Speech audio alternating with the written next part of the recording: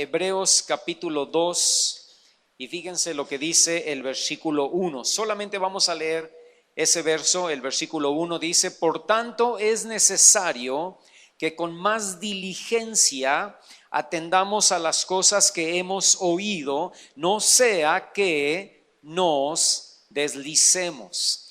Los hebreos estaban pasando por un tiempo muy difícil de pruebas y de tribulaciones, y por esa razón los hebreos a los cuales se les escribe esta carta estaban a punto de dejar su fe y estaban a punto de volverse a sus tradiciones. Y el escritor, que no se sabe quién fue, algunos piensan que fue Pablo, otros piensan que fue Timoteo y otros tienen otros autores allí, ¿verdad? Y realmente no se sabe a ciencia cierta quién escribió la carta, pero el escritor los anima a mantenerse firmes, pero también les hace un llamado de alerta. Y déjame decirte esto, hermano, cuando alguien nos alerta es porque generalmente estamos en peligro. Tú tienes que poner atención a ese llamado de alerta porque quiere decir que hay un peligro en el futuro cercano al cual tú debes abrir tus ojos, abrir tus oídos, estar atento, porque puede ser algo fatal o algo peligroso para ti. Y esta predicación yo quisiera que fuera una llamada de alerta o una señal de alerta, no solamente para ustedes, sino para todos nosotros, ¿verdad? Y mi predicación esta mañana se llama Fundamentos para no deslizarnos. Y de hecho el escritor a los hebreos les dice dos cosas importantes, los alerta en dos cosas importantes y fundamentales. Fíjate, la primera dice, necesitan ser diligentes. Lo contrario a la diligencia sería negligencia. Y les dice el escritor a los hebreos, ustedes, hermanos hebreos, que están a punto de dejar su fe, que están a punto de abandonar la fe por causa de sus tribulaciones y sus dificultades, necesitan ser diligentes. Diligencia habla de ser constantes, persistentes, perseverantes. Y yo podría agregar a esas tres palabras, constantes, persistentes, perseverantes, yo podría agregar que diligencia también se trata de ser necios y tercos en el área espiritual. Fíjate, no solamente constantes, no solamente persistentes, no solamente perseverantes, sino llegar al punto de ser necios y tercos en el área espiritual. Eso para mí sería la definición de persistencia. Y dice, o diligencia más bien, ¿verdad? Y dice el escritor a los hebreos, necesitan ser diligentes en las cosas que han oído, en las cosas que han escuchado. Y escúchame, hermano, necesitamos tú y yo poner constancia, persistencia, perseverancia, ser necios y ser tercos en las cosas que hemos escuchado, en lo que se nos ha enseñado, porque si no ponemos diligencia, si no somos constantes, persistentes, perseverantes en las cosas que hemos escuchado, ¿de qué sirve que las escuchemos? No sirve de nada venir cada domingo, escuchar algo nuevo o escuchar una enseñanza importante o fabulosa o tremenda o reveladora o como lo quieras poner, para salir de aquí y seguir haciendo exactamente lo mismo que hacíamos antes de escuchar eso que nos fue revelado o que nos fue enseñado. Es decir, el escritor está diciendo, esfuércense en el poder del Espíritu Santo para vivir en el Espíritu y poder aplicar lo poquito, lo mucho que se les ha enseñado, en donde se les ha educado en lo espiritual. Y dice la segunda cosa, fíjate, la primera necesitan ser diligentes, porque la segunda porque el peligro de no ser diligentes en lo que hemos escuchado, en lo que se nos ha enseñado, es que corremos el riesgo, dice el escritor, de deslizarnos. Deslizarse, hermano, habla de resbalar. Deslizarse habla de extraviarse. Pero la palabra deslizarse en el original, en el griego, más bien habla, o sea, toca estos puntos de resbalar, de extraviarse, pero habla de ir más bien a la deriva. Me voy alejando poco a poco. Y te pongo un ejemplo, es como un barco que no está anclado o que no está amarrado a un muelle. Y imagínate ese barco en el mar, un yate en el mar, que no está amarrado, que no está anclado, y entonces poco a poco las olas, el movimiento del agua se va llevando a ese bote, se va llevando a ese barco, lo va deslizando, el agua lo va deslizando hacia mar abierto. Y cuando menos te das cuenta, hermano, está ya muy, muy lejos de la costa. Porque poco a poco fue yéndose, ¿no? Poco a poco se fue deslizando. Y cuando tú y yo no somos diligentes en el área espiritual, sin sentirlo, nos vamos separando de Dios y de las cosas espirituales. Sin darnos cuenta, comenzamos a descuidar nuestra salvación. Y cuando reaccionamos, ya estamos totalmente alejados de Dios. Ese es el peligro, esa es la señal de peligro que el escritor les está mandando a los hebreos.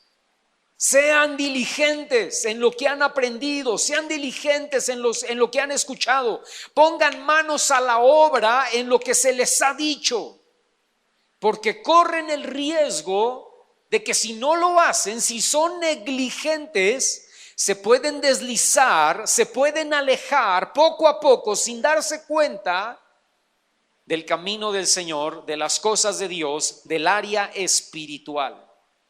Deslizarnos, hermano, nos lleva a enfriamiento espiritual. Me gustó mucho una frase que vi en internet que dice: cristianos que renuncian a su fe son el resultado de un deslizamiento pasivo más que de una decisión activa. ¿Qué significa eso? Significa que un cristiano no se levanta una mañana y dice: hoy voy a dejar de ser cristiano. Eso no sucede, hermano. Es más bien un proceso de meses o años de apatía, de indiferencia, de insensibilidad, de flojera espiritual, de negligencia. Y el peligro es que poco a poco, en esa apatía, en esa indiferencia, en esa negligencia, el corazón se va endureciendo, y cuando menos la persona se da cuenta, está totalmente alejada de Dios. Y la pregunta esta mañana sería: ¿cómo es, hermano, que terminamos deslizándonos? ¿Por qué alguien puede llegar a enfriarse espiritualmente? Y yo te voy a dar esta mañana solamente dos razones fundamentales para que esto suceda.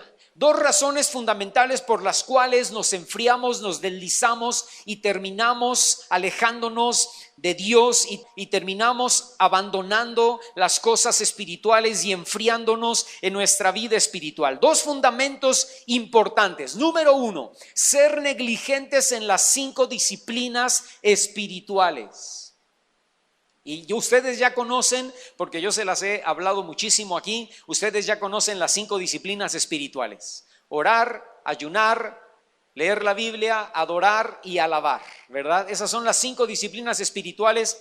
Y si somos negligentes en esas 5 disciplinas espirituales, si no ponemos atención a esas 5 disciplinas espirituales en nuestra vida personal, terminamos deslizándonos y terminamos enfriándonos. Esa es la primera. Y la segunda es ser negligentes en nuestra asistencia a la congregación. Estos dos puntos, hermanos, son temas centrales y básicos en nuestra vida cristiana. Yo puedo ser totalmente fiel a la iglesia, nunca falto, los 52 domingos del año allí estoy yo presente. Pero escucha, pero si no practicas las 5 disciplinas espirituales, si por lo menos 3 días a la semana tú no oras, tú no lees la Biblia, por lo menos una vez al mes no ayunas, Si en ese tiempo que tomas para orar y leer la Biblia no te pones a adorar y a alabar a Dios, y no necesariamente estoy hablando de cantar, estoy hablando de adorar y alabar, estoy hablando de decirle al Señor lo que Él es y lo que Él hace. Tú eres bueno, tú eres grande, tú me salvaste, tú me limpiaste, me redimiste, me perdonaste y yo te doy gracias. Eso es alabar y eso es adorar, aunque no canto.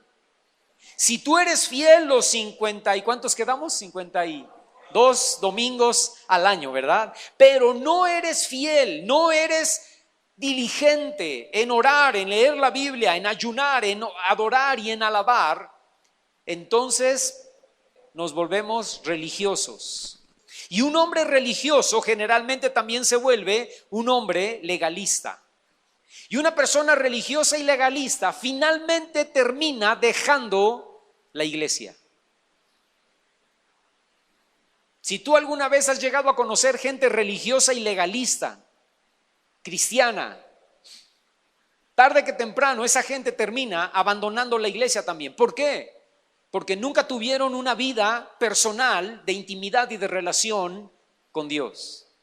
Fieles a la iglesia, pero negligentes en su relación personal e íntima con Dios. Fieles en la iglesia, pero nunca oraban, nunca leían la Biblia, nunca buscaban a Dios personalmente, íntimamente, individualmente. Y al final terminan dejando la congregación. Al final terminan abandonando la iglesia. ¿Por qué? Porque fueron negligentes en sus disciplinas espirituales. Ahora, por otro lado, podemos ser fieles, entre comillas, ¿verdad? Ser fieles en practicar las 5 disciplinas espirituales. Hermano, yo oro todos los días. Yo leo la Biblia todos los días adoro, alabo.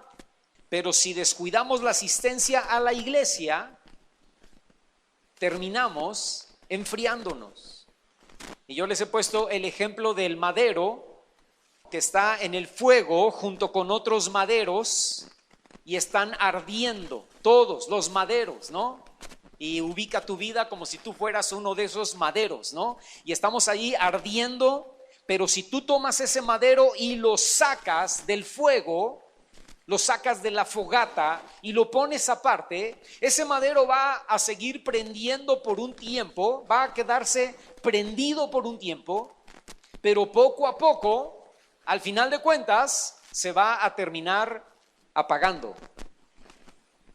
Y hay gente que dice, hermano, pero yo oro, yo leo la Biblia, y termina pensando, y no necesito la iglesia. Y como no necesito la iglesia, yo ya no voy a la iglesia. Y al final también termina dejando su oración, su lectura de la Biblia, su ayuno y su adoración. Y al final de todas maneras va a terminar enfriándose. La vida cristiana no funciona sin estos 2 puntos centrales y básicos. Nuestra relación personal e íntima con Dios, nuestra relación comunitaria y congregacional con Dios y con nuestro prójimo. Y el error que cometen algunas personas, hermano, es caer en la mentira de pensar que pueden asistir a una iglesia sin necesidad de comunión personal con Dios. O al revés, personas que dicen que pueden tener intimidad con Dios sin necesidad de ir a una iglesia. Y yo he conocido de los 2 tipos. Yo he conocido el tipo de gente que me dice, hermano, yo no necesito orar, con que yo vaya a la iglesia, con eso está más que solucionado el problema, ¿verdad? Con ser fiel a la iglesia, con eso soy buen cristiano. Y he conocido también al otro tipo de gentes que dicen, hermano, yo no necesito la iglesia porque yo tengo una vida personal, íntima, de comunión con Dios, y yo no necesito ir a la congregación donde todos son unos hipócritas y todos son unos falsos y me han hecho mal y me han tratado mal, y entonces como yo no necesito, pues yo solito busco a Dios y yo no necesito de nadie. Y al final, en los 2 casos, hermano, yo he visto tragedia. Porque al final, en los 2 casos, yo he visto enfriamiento espiritual. Personas que dicen, yo tengo una vida de relación y de intimidad con Dios y mi iglesia está en Nigeria.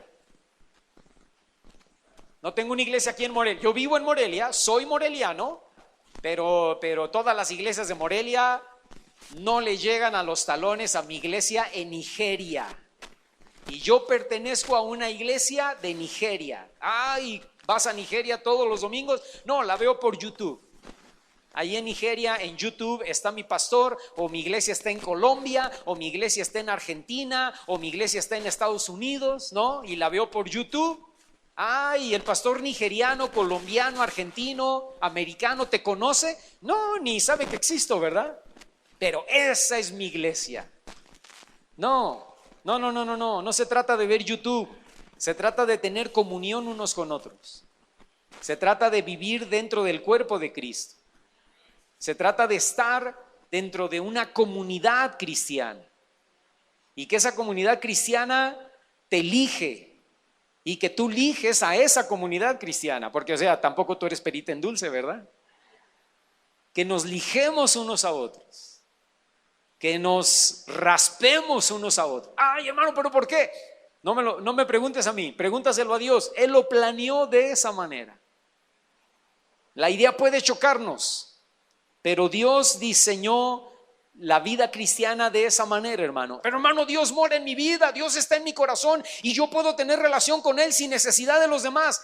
Sí, la primera parte es verdad, Dios mora en tu corazón y puedes tener relación con Dios. La segunda parte es mentira, tienes que relacionarte con los demás, tienes que compartir con tus hermanos en Cristo. ¿Por qué? Porque Dios también estableció su iglesia. Escúchame, Dios no vino a establecer religiones, Dios vino a establecer su iglesia, para que tú y yo fuéramos parte de su iglesia. Él dice, si tú entras a tu cuarto y cierras tu puerta, tu Padre que ve en lo secreto te va a recompensar en público. Pero también dice, pero necesitan tener comunión unos con otros. De hecho, el escritor a los hebreos, no vayas ahí, pero en Hebreos capítulo 10, en el verso 25 les dice, no dejen de congregarse. Y agrega y dice, no dejen de congregarse como algunos tienen por costumbre. O sea, algunos hermanos que estaban pasando por pruebas y dificultades ya estaban agarrando la mala costumbre de faltar a la iglesia. Y el escritor a los hebreos les dice, no, hermanos, por favor, no cometan ese error. No dejen de congregarse. Entonces, si no queremos deslizarnos, hermano, necesitamos hacer estas dos cosas: practicar individual y personalmente las disciplinas espirituales y también practicar la comunión y la adoración dentro del cuerpo de Cristo. Ahora, no te voy a hablar de las disciplinas espirituales porque de esas 5 disciplinas espirituales he hablado muchísimo en esta iglesia. Y ¿cuántos dicen, yo ya sé esto de las disciplinas espirituales? A ver, levanten su mano. Muy bien, entonces hay que ponerlas en práctica. No se trata nada más de saberlas, se trata de, ya sé que debo orar, ya sé que debo leer la Biblia. Bueno, pues entonces hazlo. Pero les voy a hablar del área de nuestra adoración congregacional. Fíjate lo que dice el Salmo capítulo 22. Y vamos a leer solamente el versículo 3. Y este es un salmo que escribe David. Y fíjate lo que dice, pero tú eres santo. Y escucha lo que viene a continuación, dice, tú que habitas o moras entre las alabanzas de Israel. David, hermano, era un hombre que conocía, practicaba y entendía la adoración. Y David tiene revelación de lo importante que es adorar a Dios como un solo cuerpo, como una sola congregación, como un solo pueblo. Y David en este salmo declara que Dios habita, que Dios hace morada en medio de la alabanza y la adoración de su pueblo. Hay gente que dice, no importa, ¿verdad? No hay que llegar tan temprano, pues llegamos al final de la adoración porque lo mero importante es la predicación. No, hermano, te equivocas. Todo es importante en la reunión. Todo es importante. Pero dice David que cuando tú y yo estamos alabando y adorando a Dios, allí en esa alabanza y adoración, no en la predicación, en la alabanza y en la adoración, es donde Dios habita en medio de su pueblo. ¿Por qué, hermano? ¿Qué sucede? ¿Qué pasa? Pues yo no te lo sé explicar, pero cuando yo me conecto en la congregación, cuando yo me conecto con Dios en la alabanza y en la adoración, y cuando todos estamos unidos alabando y adorando a Dios, el Espíritu Santo desciende y es cuando empieza a hacer cosas en nuestro corazón y en nuestra vida. No podemos pensar que no es importante llegar a alabar y adorar a Dios. Es muy importante que como cuerpo, como pueblo de Dios, estemos todos juntos alabando y adorando al Señor. Jesús habla de 3 promesas. Dice que lo que atemos o desatemos en la tierra será atado o desatado en el cielo. Primera promesa. Segunda promesa de Mateo 18 al 20, que si 2 personas se ponen de acuerdo en oración por lo que pidan, les será hecho por el Padre. Y tercera promesa de Mateo 18 al 20, que si 2 o 3 se congregan en su nombre, otra vez como dice el salmista, Él está en medio de ellos. O sea, cuando tú y yo venimos aquí y decimos, Señor, desatamos un espíritu de adoración, ¿verdad? Hermano, eso se desata aquí y se desata en los cielos. Atamos todo espíritu de oposición, eso se ata aquí y se ata también en los cielos. Nos ponemos de acuerdo para que sanes a fulana de tal. Y Dios dice, yo lo voy a hacer. ¿Por qué? Porque 2 o 3 o 4 o 5 o 50 o 100 de mis hijos se están poniendo de acuerdo para pedir por la sanidad de fulana de tal. Yo lo voy a hacer.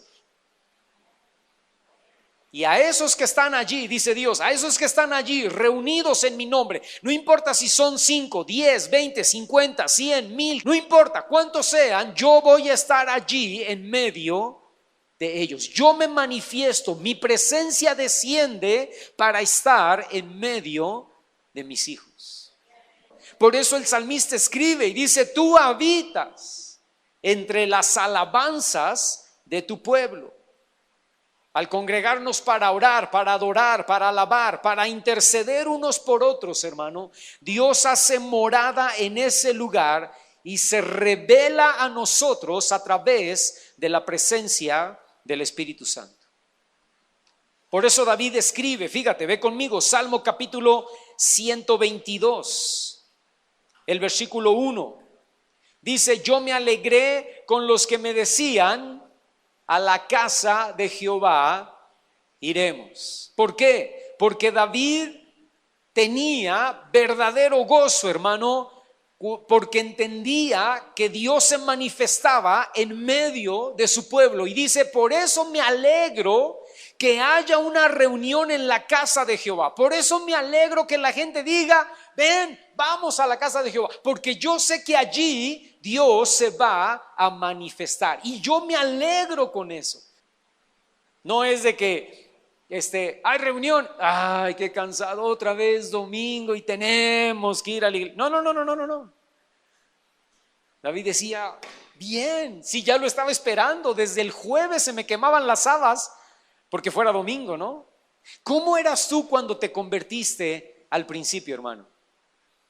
El domingo a las 6 de la mañana estabas a la puerta de la iglesia, ¿no? Llegaba el pastor a las 12 y te decía, ¿qué hace aquí, hermanita? Estoy aquí desde las 6 de la mañana para que abran, para entrar y oír, ¿no? Y alabar y adorar. Había alegría, había gozo en nuestro corazón por entrar a la presencia de Dios, junto con todos. Pero lo puedes hacer solo, sí, lo puedo hacer solo. Pero hay bendición cuando tú y yo nos reunimos y adoramos al Señor. Fíjate, David también dice, Salmo capítulo 27, versículo 4. Una cosa he suplicado o pedido o demandado a Jehová. Esta voy a buscar. Esa cosa que le he pedido a Dios, esa cosa que le he suplicado, que le he demandado a Jehová. Eso es lo que voy a buscar. Estar en la casa de Jehová todos los domingos. Así dice, hermano. Todos los días de mi vida, yo quiero estar, dice David, en la casa de Jehová todos los días de mi vida para hacer dos cosas. Número uno, para contemplar su hermosura. Número dos, para investigar, para escudriñar, para inquirir en su templo. Para que Él me enseñe, para que Él me muestre, para que Él me revele sus planes, me hable su palabra, me dirija mis caminos. Y otro salmista, no David, pero otro salmista en el Salmo capítulo 84, versículo 10, dice: es mejor un día en los atrios de Jehová que 1000 fuera de ellos, ¿no? Ay, hermano, pero es que también están los compadres, también está la barbacoa, también están las carnitas, también están los días de campo, las idas a Siragüena, a Pátzcuaro, el helado, la nieve. No, el salmista dice: no, es mejor estar en la casa de Jehová, en los atrios de la casa del Señor. Es mejor estar un día allí que 1000 fuera de ellos. David, hermano, regresando a lo que David escribía en los Salmos, David escribe el Salmo 133 y ahí va más profundo en este concepto que les estoy hablando. Fíjate, ve conmigo, Salmo 133, y lo hemos hablado aquí en otras ocasiones, ¿no? Y esta mañana lo vamos a tocar una vez más. Salmo capítulo 133. Fíjate lo que dice del versículo 1 al versículo 3, que de hecho es todo el salmo. Es un salmo de 3 versículos. Y dice: miren cuán bueno y cuán delicioso es. Fíjate las palabras que está usando: bueno y delicioso. Es bueno y es delicioso habitar los hermanos juntos en armonía. Y luego dice verso 2: es como el buen óleo sobre la cabeza, el cual desciende sobre la barba de Aarón, y baja hasta el borde de sus vestiduras. Verso 3 dice: como el rocío de Hermón, que desciende sobre los montes de Sión, porque allí envía Jehová bendición y vida eterna. Aquí hay 3 puntos importantes, fíjate. Número 1, dice David: es bueno y es delicioso, se disfruta cuando habitamos juntos en armonía, nosotros como cuerpo o templo o novia o esposa de Cristo. Fíjate, no solo dice que es bueno estar juntos, sino dice en armonía y en unidad. Porque una cosa es estar juntos y otra es estar unidos. Y cuando estamos unidos, entonces estamos en armonía. Y una buena armonía trae deleite y trae gozo. Estar juntos alabando y adorando al Señor, dice David, es bueno y es delicioso. Por eso, por ejemplo, los que tocamos aquí el domingo en la mañana, pues nos preparamos, ensayamos, oramos, porque hay un deseo de bendecir, hay un deseo de que Dios se manifieste en la reunión. Entendemos la importancia, ¿verdad?, de estar listos y preparados el domingo para que a través de nuestro instrumento o a través de nuestras palabras el Espíritu Santo haga la obra y toque los corazones de la gente. David pone 2 ejemplos, fíjate, dice: es como el buen óleo, el aceite, dice David, derramado sobre la cabeza, que desciende sobre la cabeza de Aarón y que baja hasta su barba y hasta sus, y David está hablando de esta parte de la falda, de la vestimenta del sacerdote, ¿no? Hasta sus bordes, ¿no? El aceite, hermano, es tipo del Espíritu Santo. Y esa abundancia de aceite, porque cuando, escucha, lo que David está hablando es cuando ordenaron a Aarón al ministerio levítico. Y no es que le echaron unas gotitas de aceite en su cabeza. Dice David, no, le vaciaron una botella de aceite a Aarón, y ese aceite escurrió por toda su cabeza, bajó por sus barbas, descendió por sus vestiduras hasta el borde, hasta lo más abajo. Y dice David, y cuando nosotros nos reunimos, Dios envía su aceite, Dios envía su Espíritu Santo y baja sobre la cabeza y desciende hasta el más pequeño de los que están reunidos en la congregación. ¿Qué significa el más pequeño? ¿El que menos edad tiene? No, bueno, sí, el que menos edad tiene espiritualmente, ¿no? Desciende sobre la cabeza, en este caso podría ser sobre el pastor y los líderes, y baja hasta la persona que hace una semana se convirtió al Señor y está aquí en medio de nosotros. Y toca y ministra. Y pone otro ejemplo, David dice, es como el rocío o la lluvia que desciende sobre los montes de Sión. El agua, hermano, o rocío o lluvia es también símbolo del Espíritu Santo y es la misma figura, solo que ahora habla de los montes de Sión. Y escúchame, y Sión es importante porque Sión es el lugar que Dios escogió para habitar. Dios habita, decía el Salmo al principio que leímos, ¿verdad? Dios habita en medio de nosotros, Dios habita en nuestro corazón y Dios habita en medio de la congregación. Y cuando habitamos juntos, en armonía y en unidad, el Espíritu Santo desciende desde lo más alto y baja hasta lo más profundo. Y luego David termina diciendo, es cuando estamos juntos y en armonía, alabando y adorando a Dios, que Dios envía, escucha, dice, bendición y vida eterna. ¿Por qué bendición, hermano? Porque recibimos palabra, somos ministrados, somos sanados, somos liberados. A través de su palabra Dios habla lo profundo de nuestro corazón. Y somos enseñados para no deslizarnos, no desviarnos a doctrinas de error. Escúchame, hermano, si no asistimos a una iglesia, fácilmente somos engañados porque no somos enseñados. Y al rato te preguntan, hermano, ¿y ahora a qué iglesia va? No, ya voy con los testigos, ya estoy con los mormones, ya estoy con un fulano que dice que él es Jesús, la reencarnación de Jesús, y nos vestimos todos de blanco. ¿Y quién le metió esas ideas? Los encontré por YouTube. Escúchame, tú te ríes, pero hay sectas así. Yo conozco cristianos, hermano, que hoy día son judíos, según ellos, son más mexicanos que el nopal, pero según ellos son judíos, porque están aprendiendo hebreo. Se cambiaron el nombre, se llamaba antes Alejandro y ahora ya no se llama Alejandro, se llama David, se llama Abraham. Y guarda el sábado, el viernes a las 6 de la tarde, hacen cordero, hacen panes sin levadura. Los hombres de la casa, el abuelito, el papá, el hijo, se ponen su tela aquí judía, cantan en hebreo, oran en hebreo, se comen su cordero con hierbas amargas, y el sábado de las 6 de la tarde del viernes a las 6 de la tarde del sábado no hacen nada porque guardan el sábado, porque ahora son judíos según ellos y eran cristianos. Y yo digo, ¿quién los engañó?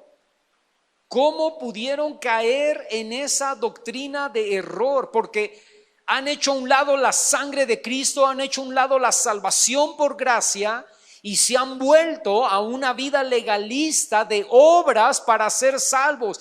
¿Quién les dijo tal mentira? ¿Cómo la creyeron? Porque no fueron enseñados. ¿Por qué? Porque fueron negligentes, se deslizaron, porque no fueron fieles en su asistencia a la congregación, que en un momento dado dejaron de ir, que en un momento dado se enfriaron y cayeron en las garras de una secta. Dice David, allí cuando estamos juntos en armonía, adorando y alabando al Señor, Dios allí envía bendición, porque ahí podemos ser enseñados y ahí podemos ser ministrados, educados por el Espíritu Santo. Y ahí envía Dios, dice David, vida eterna. ¿Por qué? Porque ahí somos perdonados, restaurados, renovados, consolados. Y ahí todos juntos No importa si somos 50 o 1000 o 5000, ahí todos juntos recibimos una probadita de lo que va a ser la presencia de Dios en la eternidad. Porque estamos juntos adorando al Señor, nos metemos en la presencia de Dios y no queremos salir, ¿no? Porque estamos ahí recibiendo del Espíritu, recibiendo ministración, siendo consolados, siendo liberados, siendo ministrados. Deuteronomio capítulo 4.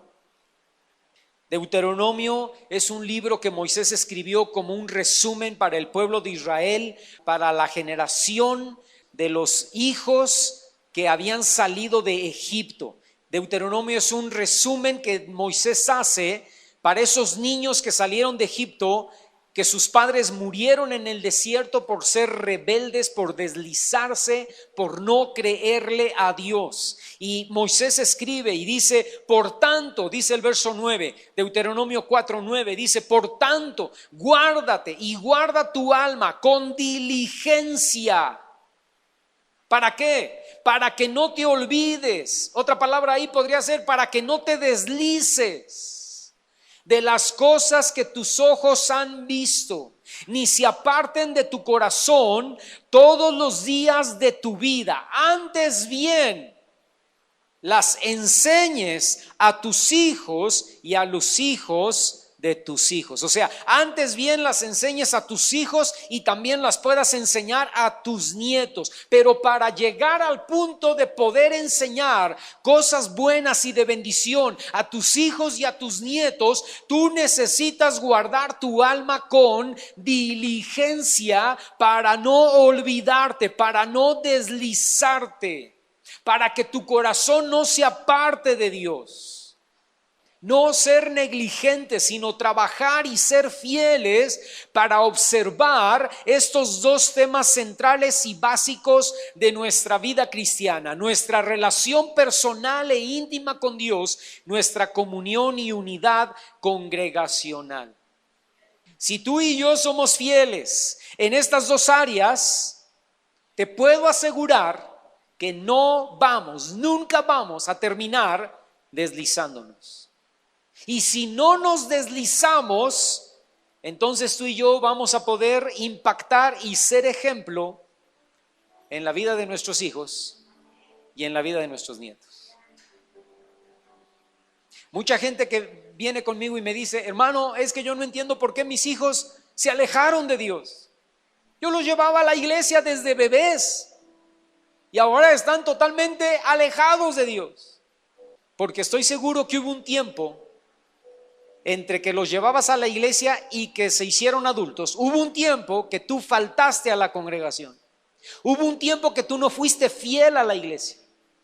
Hubo unos años que tú dejaste de ir. Y en esos años críticos en tu vida, en la vida de tus niños que eran de, 6, 7, 8, 9, 10 años de edad, les faltó esa enseñanza. Y ahora que tienen 18, 19, 20, 21, están alejados de Dios. Porque, escúchame hermano, porque no fuiste fiel y no fuiste constante durante la vida de tu hijo, de tu hija, desde el 0 días de nacido hasta los 15, 16 años de edad. No fuiste fiel para mantenerla contigo, para mantenerlo contigo en la iglesia cada domingo. Y no fuiste fiel en tu oración, en tu lectura de la Biblia, en tu adoración y en tu ayuno. Él nunca te vio, ella nunca te vio orar, adorar, ayunar, leer la palabra. Y ahora están fríos. Sí, claro, es una consecuencia. Ay, hermano, ¿y Dios me perdona? Sí, claro, Dios te perdona. No hay problema, ¿verdad? Hay misericordia, hay gracia. Pero ahora necesitas doblar tu rodilla porque ahora tu hijo tiene 20, 25, 30, 35. Ahora ya tiene broncas, ahora ya tiene problemas. Y ahora necesitas doblar tu rodilla y ayunar. Todo lo que no oraste y no ayunaste en el pasado, ahora lo vas a tener que orar y ayunar para que Dios rectifique la vida de tu hijo.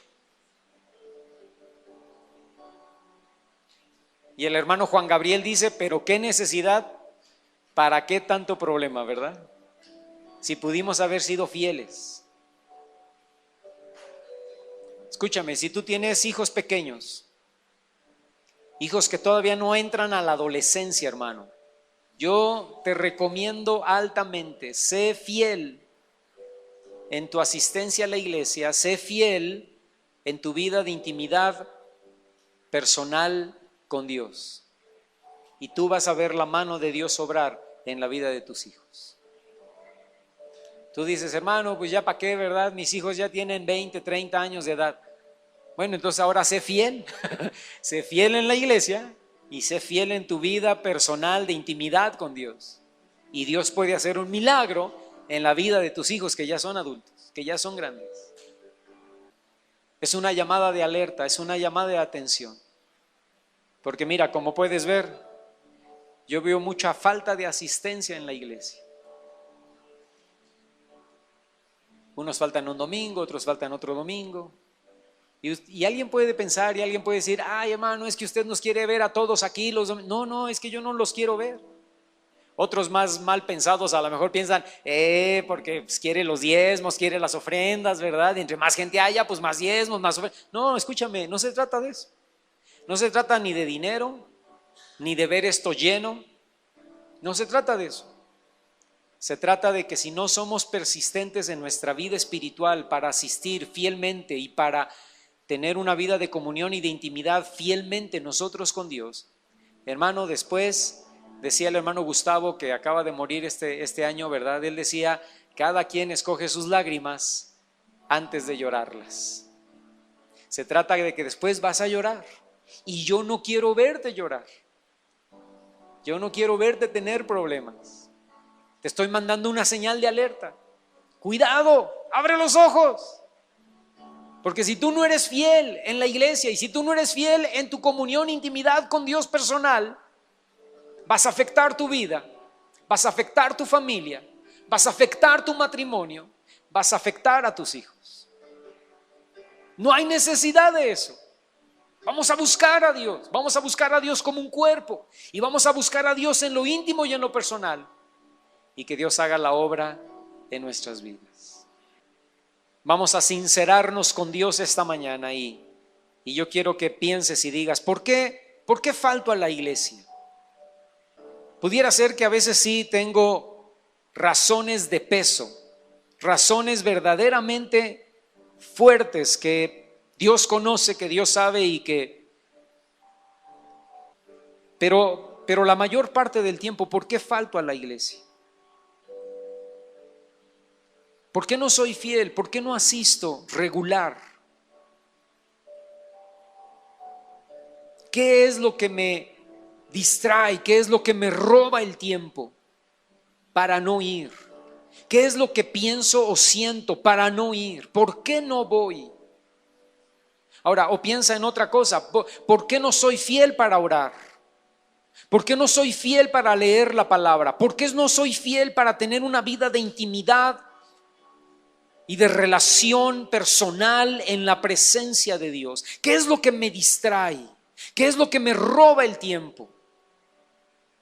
¿Qué es lo que me quita el tiempo durante el día que cuando menos me doy cuenta ya estoy acostado en mi cama, listo para empezar a dormirme? Y así pueden pasar días y días y días y días sin yo acordarme de orar por lo menos 15, 20 minutos, de leer por lo menos un capítulo de la palabra. ¿Por qué? ¿Por qué lo hago?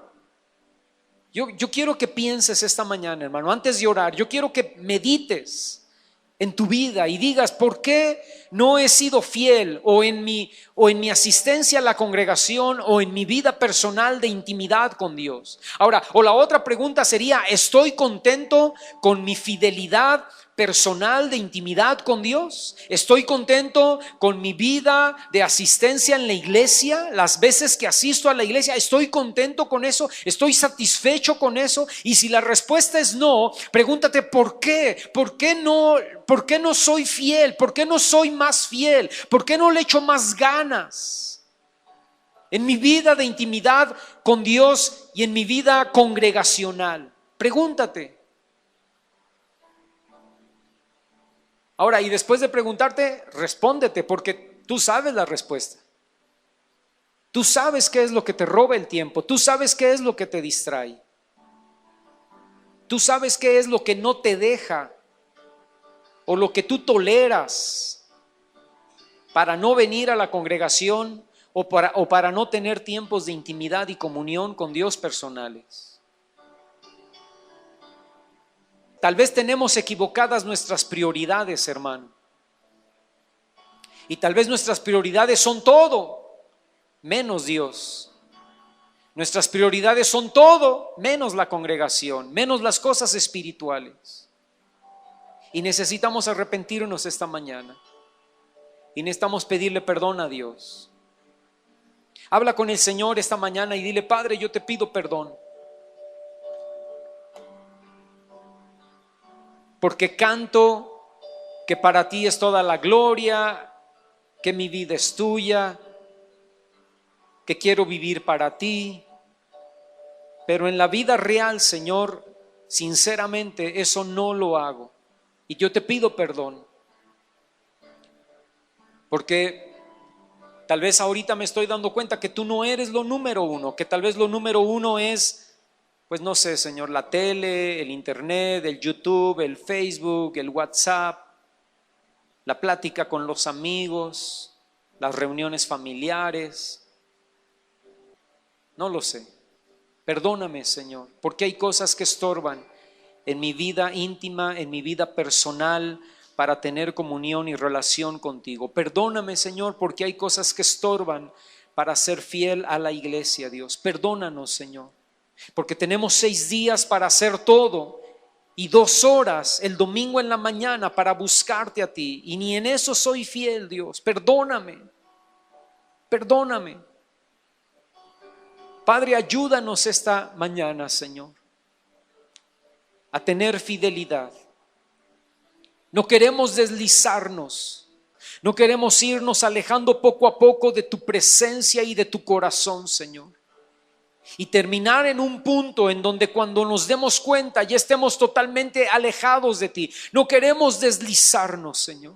Ayúdanos a ser fieles en nuestra relación de intimidad y de comunión contigo, y en nuestra adoración congregacional. En el nombre de Cristo Jesús te lo pido, Señor. Cambia mi corazón, cambia mis prioridades, ayúdame a organizar mis prioridades, Señor, y que tú seas lo número uno en mi vida, Padre.